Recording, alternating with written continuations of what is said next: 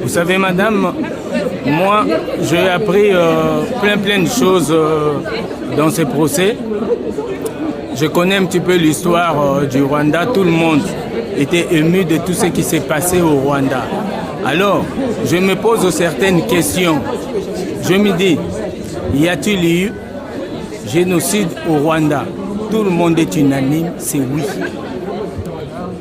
Y a-t-il eu génocide des Tutsis au Rwanda? Là, non. Parce qu'on a tué aussi des Hutus et des Tutsis.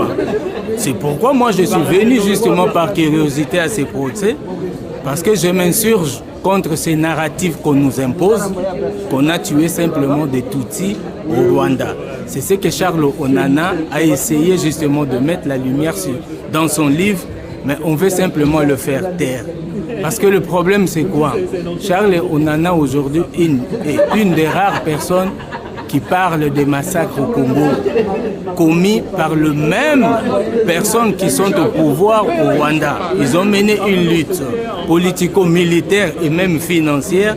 Maintenant, là, on a transféré le pays qui a connu les génocides, se transforme en agresseur dans un autre pays avec la même méthodologie.